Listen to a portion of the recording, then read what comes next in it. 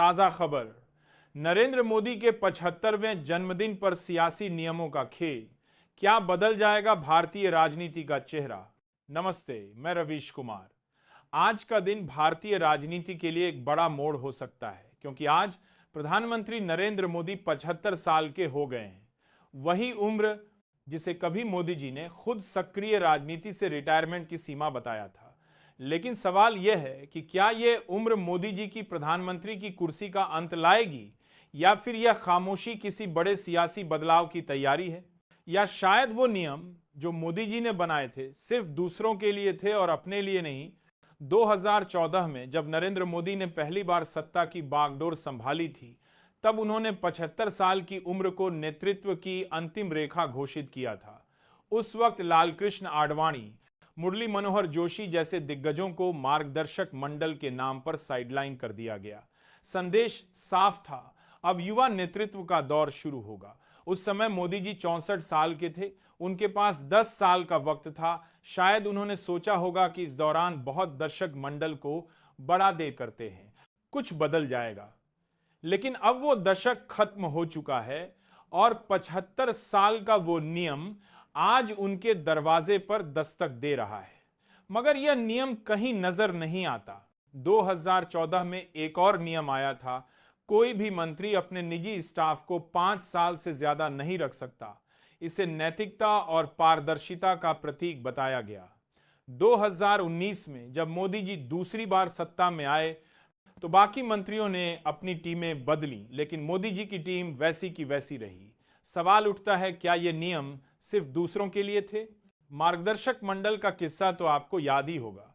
वो मंडल जो नए नेताओं को पार्किंग में रखने के लिए बनाया गया था, लेकिन उस मंडल का दरवाजा मोदी जी ने अपने लिए कभी नहीं खोला।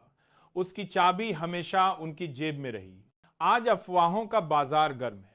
कोई कहता है कि मोदी जी राष्ट्रपति बन सकते हैं, कोई कहता है कि वे संगठन संभालेंगे, तो कोई यह भी कहता है कि वे राम मंदिर में साधु बन जाएंगे।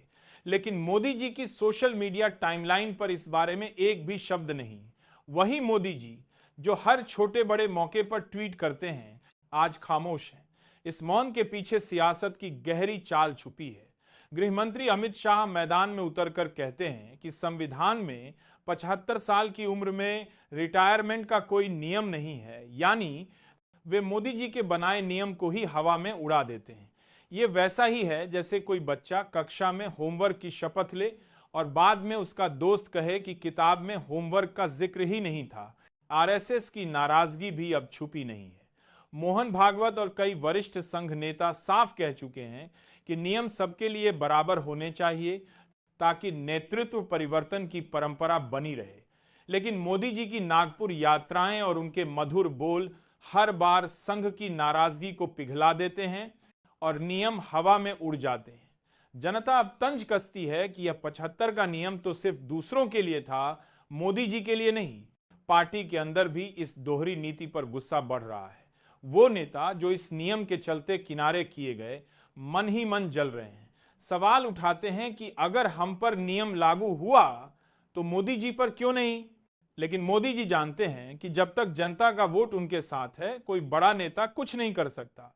आज 75वें जन्मदिन पर न तो मार्गदर्शक मंडल उन्हें बुलाएगा, न ही कोई नियम उनकी राह रोकेगा, क्योंकि मोदी जी के लिए नियम वही हैं जो दूसरों के लिए हथियार बने, और जब बात खुद की आए तो वे उसे कागज की तरह मसल देते हैं।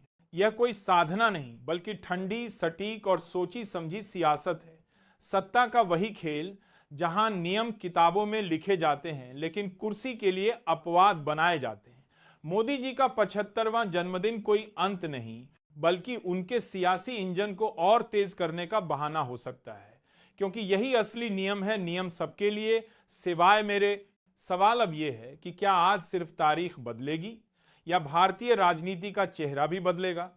क्या संघ अपनी तिजोरी से कोई नया चेहरा निकालेगा, या फिर मोदी और अमित शाह की जोड़ी फिर मैदान में सिक्का जमाएगी? जवाब जल्द सामने आएंगे। लेकिन इतना साफ है कि मोदी जी का यह 75वां पड़ाव कोई बंद दरवाजा नहीं, बल्कि एक नए सशक्त सियासी सफर की शुरुआत है। क्योंकि ये वही मोदी जी हैं जिन्होंने नियम बनाए, फिर उन्हें अपने लिए तोड़ा और अब जनता और पार्टी दोनों को दबाव में रखकर नई सियासत रच रहे हैं। तो क्या यह सिर्फ एक जन्मदिन है या फिर भारतीय राजनीति के